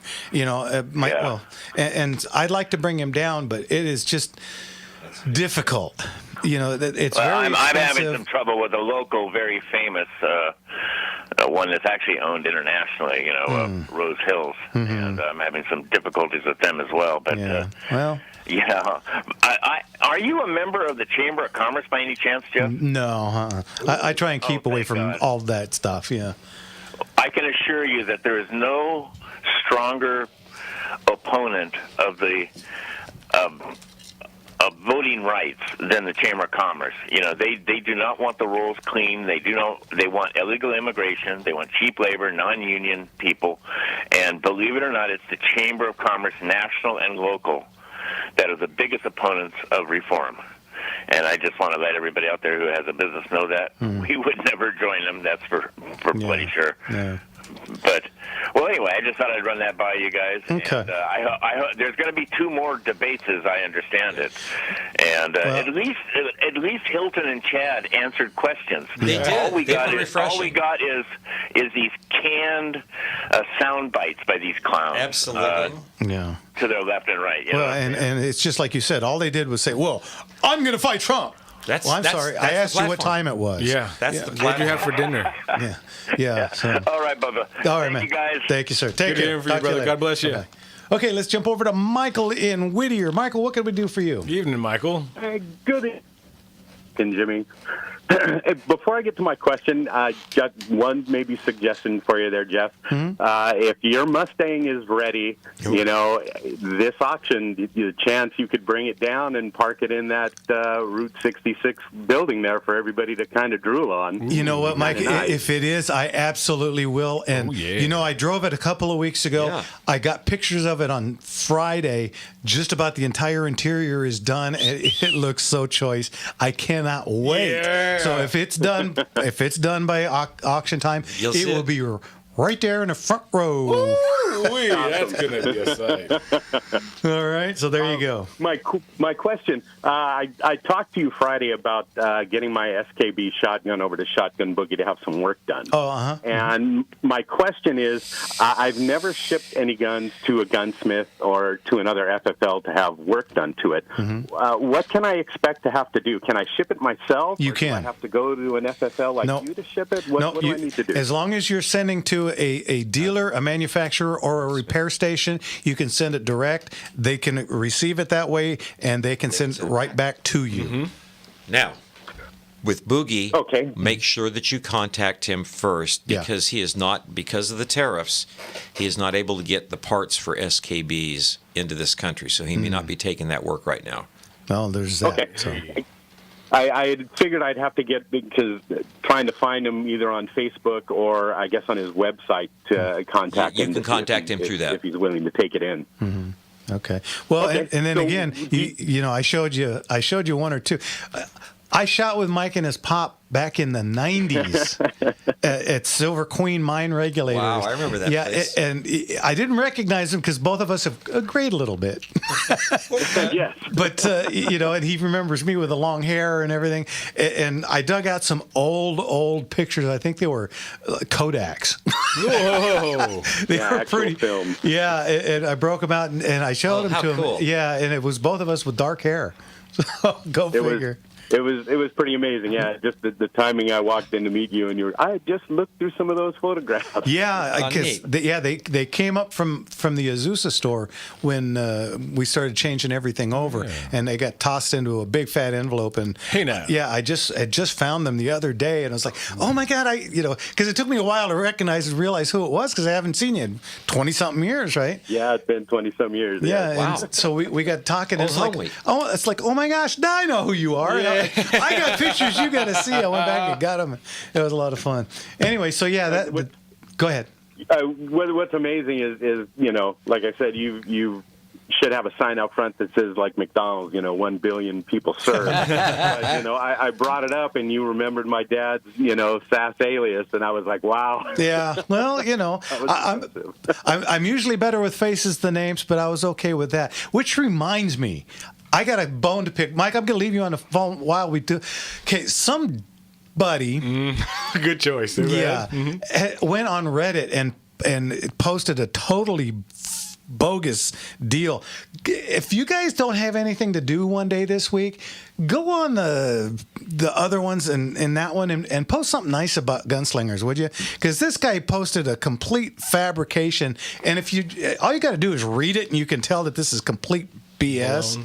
And so go on there and put something nice. I never ask people, and I think we're close to, in the 28 years that we've been open, we're close to 100,000 firearms sold. And because I never ask anybody, we never get anything unless it's some knucklehead who, is either an ex-employee or somebody just trying to stir. It could be just somebody that listens to the show that's anti-gun and doesn't like us. Someone's been turned down for this or that. Yeah, he's claiming that he brought in guns and we lost one. Well, you can't do that. No. That's federal. Yeah, and then he's saying that we lost one and he didn't get paid for it, but I owe him $2,000, and it's like, well, He's making how do stuff you up. know? yeah, how would long you have you know? been doing this? 1998. And is the business growing? Yeah, so if you guys got a minute, I'd sure appreciate that. Yeah, because let it add up. Yeah, so anyway. I will look for that. Go check it out and read it, and you'll go, yeah, okay, this guy's a knucklehead. But anyway, All right. And here's somebody who I've been dealing with because what caught on was when you told me that I sold you and your whole family all your firearms, and that was 25 years ago, and here you are still doing business with me. Now. Yes. All right, thanks, Mike. Talk to you later. All right. Take care. Thanks. Hey, God bye. bless you. All right, let's jump over to Ed over in Riverside. Evening, How Ed. are you, Ed? I'm doing fairly well, thank you. How about you all? Doing well. Well, other than that stupid review thing, doing just fine. It's a good night. Okay, do we to reply to that? You want us to go on Reddit or on any of the others? Any and every. Oh, okay. Yeah. If you've had a good experience, just say so. People usually just Definitely. complain. I mean, the radio show, obviously, and well, I want to come to the store in Orange. You had mentioned a while ago that you have a gauge for shotguns that you could measure my 410 that has no indication on the barrel as to what kind of choke it may have. And I'm looking at what I think is the website, and it gives an address, 1740 West La Vida Avenue in Orange. That's it. Correct. And it says Tuesday and Friday, 10 a.m. to 5 p.m., Saturday, 10 to 4. Does that mean only Tuesday and Friday? No, it's Tuesday through Friday, 10 to 5, and then Saturday, 10 to 4. I'll have to have a talk with Ben over that. Yeah. All right. Okay. This is Tuesday and Friday is what it says. All right, thank you. I figured that was probably an error, but I wanted to make sure. My question was, if you want to have a concealable type firearm, would you prefer a semi-automatic or a revolver? I'm thinking of Charter Arms in particular. They make some nice concealable revolvers. That's what they kind of specialize in. But there's several semi-automatics in a good concealable size, including the Ruger Max 9. Oh, well, honestly, Ed, it's really more of what you're comfortable. Yeah, comfortable with. Not so much me. You know, with me, Riverside allows 6. I have 5 semi-autos and 1 revolver. So if that tells you anything. You know, I'm more of a semi-auto guy these days, but I shoot a revolver fairly well. And so, you know, I do have one Kimber, what's it, KS6 or something. Yeah, it's a little 357 with a 2.5 or 1.5 inch barrel. Yeah, CCW gun. Excellent firearm, and it's stainless. And I use that one when I'm doing my Gonna be outside. sweaty. Yeah, when I'm outside exercising, because it's stainless, even though it still can rust, believe it or not. And I've proved it. But you know, it's really more what's comfortable on you than anybody else. So you got to figure that out for yourself, and then go get her done. A lot of good choices out there now. Yeah, there really are. I went into the Azusa store last week on Monday. I couldn't believe how many really nice concealable firearms there were. I was, you know, I think I looked at like 15. Wow. Yeah, I was just like, wow, you know. And I said, why do we have so many? And because they sell like crazy. Oh, well, that's a good reason. Well, yeah. So sign of the times. All right. Okay. Well, thank you. You mentioned that Timber had a 1.5 inch barrel. That's awfully short. No, it's a 2.5. Oh, 2.5. Okay, yeah. 2.5. Yeah, okay. the KS6. Well, that's still pretty short for a 357, but Well, you shoot 38. Yeah, shoot 38s plus P in it, and it works just fine. And it's concealable. You don't want a real long barrel. Or they're going to be saying, "Are you really happy to see me?" Ed, we're coming up on a break. We got to go. Thanks as always for the call. We'll talk to you again. Okay. God bless you, Ed. Okay. Bye bye. and God bless you all. Thank you, sir. Thanks, Ed. All right. When we get back, guys, guess what? We got the one, the only Leon, the Motorman. As soon as we get back from break, we're going to get Leon. You're listening to Gunslingers right here on the Gunslinger Syndicated Radio Network. And we only got one more segment, so call in quick. 8.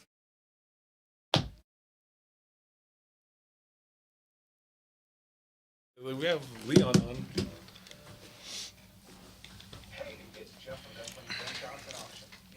He can give the number before we go out. Before he goes out.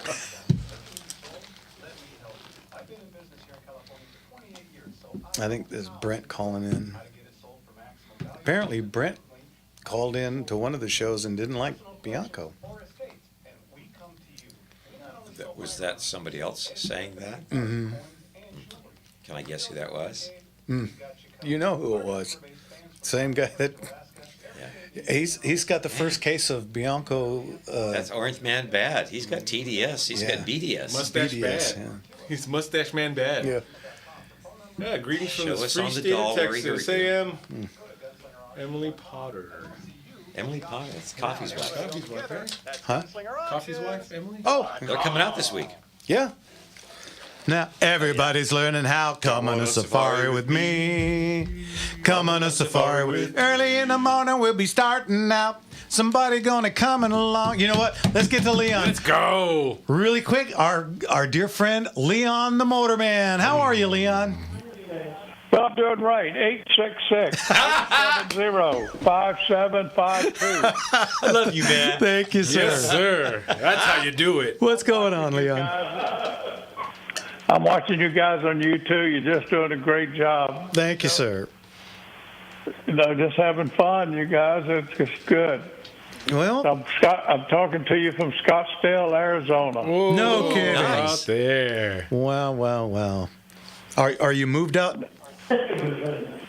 Well, I've got down. Some of my furniture's coming down tomorrow, so it'll be here some permanently for a while. But I'll be back in L.A. from time to time and come to see you guys. You better. All you guys. I love all you guys. I love you, sir. And I love all my listeners as well. Absolutely. Thank you again. Well, yeah, we better hear from you when you come out because we'll get you on. Oh, yeah. Well, I got to give out those phone numbers. Nobody understands English. No, I don't do it as well as you do. I should say Southern. Go ahead, Leon. Nobody says 8 Southern. 866-870-5752. All right, very good. You know they're going to use that. Oh, we will all the time. All right, Leon. Yeah, and you know what? Hopefully by the time you get out here, I'll be cruising around in a 68 Mustang, and I'll have to loan you the keys. I can't wait. We'll have to meet for lunch I was at just Miller's. telling my daughter and son-in-law all about your Mustang. Oh, man. She's a screamer. I can't wait. We're almost done. All right. That's great. Looking forward to it. You guys have fun and enjoyed the show, so it's great. Thanks. And thank you again for last week. You and George, you're our favorite shows and all that. Just want to say thank you and God bless you. Thank you for always helping your fans over here out. God bless you guys, all your listeners, and all my listeners. I love you all. All right. Thanks, Leon. We'll talk to you again. Thanks for calling. Okay, take care. Bye-bye. Always a smile. Oh, yeah. Absolutely. Brings us a smile. Cool. Speaking of smiles, let's get to Brent in L.A. Hey, How are you, Brent? Shalom, you big, beautiful, patriotic, God-loving gunslinger. Shalom, Brent. Shalom, Brent. What's going on? Well, once again, let's all bless and thank God for once more shielding our heroic, civilization-saving Saint Trump from the insane democracy of assassins, terrorists, and aborted souls. Yeah. Man. And I now think it's way past time for patriots to demand, build the big, beautiful White House ballroom. Yeah. Hey. Amongst other things. You know, MAGA's new slogan should be, build the ballroom, build the ballroom, build the ballroom. Build a ballroom. Well, and you know what else it should be is a ban on selling firearms to Democrats. Mm-hmm. Absolutely. I've been saying that all along. Yeah. They got to put it on the test. Yeah, but also I love that you've been now playing King Elvis's bumper music, and Jeff, thank you for turning me on to watching Elvis's great 1957 movie, Loving You. Oh, it's great, isn't it? Nice. That was almost my SAS shooting name, Deke Rivers. Really? I almost went with that, yeah. Because that's, his real name is Billy Tompkins, but I took this one instead as Deke Rivers. Deke. Old Deke. Solid. And there's an amazing lady actress, unfortunately I forget her name, who plays against him. And she's sort of like the female version of Elvis. Yeah. Absolutely amazing. Scott is her last name. I can't think of her first name. The blonde lady, right? Yeah, just gorgeous. Yeah. Oh, yeah, absolutely. And, the gal that plays his girlfriend, I can't think of her name either. She ended up being she became a nun after this. Right. Yeah. Crazy story. Yeah. History in that movie. Anyway. All right, Brent, as always, thanks, and we'll talk to you soon. God bless you, Brent. Talk to you later. Bye-bye. Love you, man. All right, let's get over to Bobby. She wants to talk about Leon. Hey. Bobby in Phoenix, what can we do for you? Well, if I'd have been that close to Elvis, man, I'd join the nunnery afterwards and be grateful for the opportunity. Okay. Fair enough. The nunnery. Anyway, I wanted to welcome Leon the Motorman to Scottsdale because I live in Phoenix. I'm going to leave my phone number with your board up. I'll call back and leave it. I'll take him out to coffee or wherever he wants to go. Wonderful. He loves it when the ladies call. Hey, and I love the men, and it's in a healthy way. I appreciate intelligence, okay? No. There you go. Nice, sharp guy. And God's beauty. Amen. No matter what segment of the chronological calendar it falls on. There you go. Okay. Well, How's that for an interesting cop-out? now, isn't this Bobby that owes us a lemon meringue pie? Yes, I do. I was on assignment. Hey, guys, one of these days you'll hear the story of why I have to disappear occasionally in a bunker somewhere. Ooh, okay. I love mystery. Witness protection. Did you hear that, Leon? Yeah, there you go. She'll promise you a lemon meringue pie on Monday and not see you for 3 months. Well, why don't I make one since he is so close and give it to him and he can tell you how great it was. I'm so happy for him. Look at me pimping for Leon. I know. Look at you. All right. Bobby, thanks for the call. We'll talk to you again. We'll work on a deal. I'm good at making deals. Okay? We'll work on a deal. You can hold me over, and I'll give tell him to take my phone number because you've got it on record from this phone call, right? Okay, there you go. Well, yeah, I think so. Give it to Leon and to extend the invitation to him. Okay, we'll do. Okay. Thanks again. Thanks, Bobby. Bye-bye. Liz Scott. Liz Scott. Got that that's it, from over there, Cheryl on YouTube. Yeah. Made sure that she chimed in with that. Well, thank you. Thank you, ma'am. Yeah, I Thank you, appreciate Cheryl. that. That was a great movie. And the one song I got a lot of living to do that we do on this show all the time. Mm-hmm. That's from that, and he does the best live version at the end of the movie with every Elvis movie you've ever seen. It's just fantastic stuff. So, well, A couple of things. Yeah. What are you doing next weekend?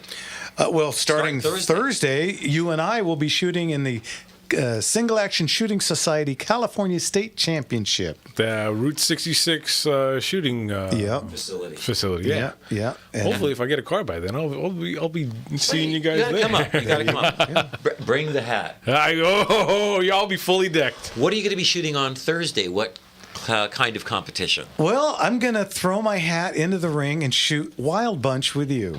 Hot diggity dog. Yeah, so we're going to give that a roll again. It's just a short, like 4 stages. It's 4 or something. stages. Yeah, so it should be a lot of fun. I got a whole bunch of ammo for it somebody gave us, and so I'm gonna try that out again. And I've got some just really choice guns that never get shot.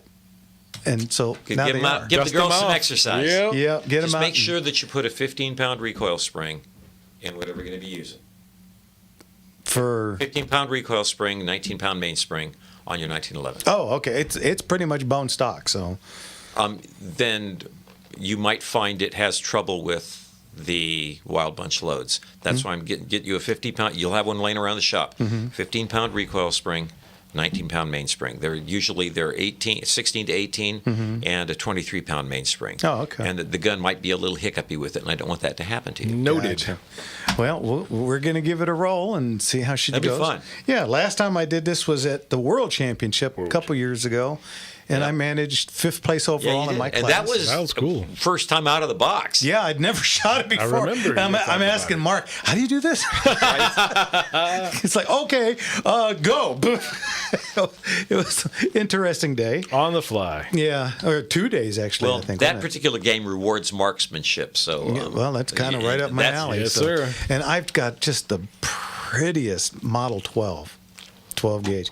It's got a beautiful set of wood on it, and oh man, and it had a bulge. It was a 28 when we got it, and at about the 26-inch mark, it had a bulge in the barrel. It was begging. So it just figured, well, let's just go ahead and cut this down a little bit. So it's a choice firearm. Nice. Nice.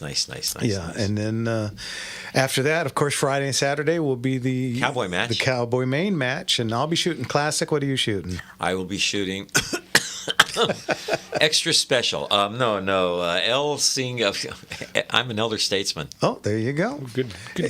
Nothing wrong with that because we're all getting there. So I just got there sooner. Yeah, well.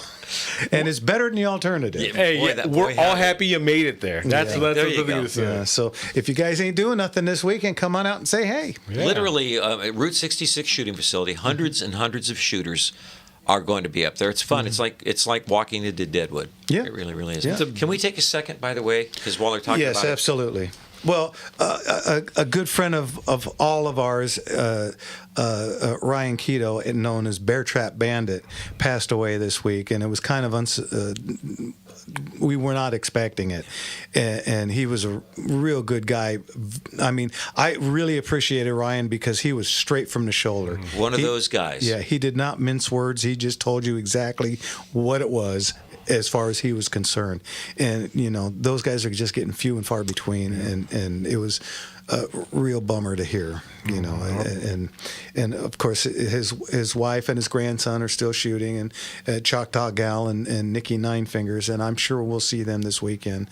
I don't know about Nikki because I think he works these days, but they'll, you know, she'll be out, I'm sure. I understand they're going to be there. Yeah, okay. And our prayers and condolences out to anyone that knew him. I saw that Johnny put something up about him and all that. So, just our heartfelt condolences. Yeah, he was a good guy, and like I said, he didn't mince words, and he shot it to you right at the shoulder, so you knew if he said it, it was good as gold. So yeah, honestly. Yeah.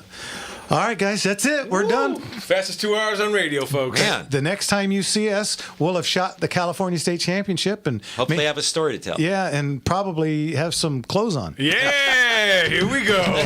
Cowboy clothes. That is.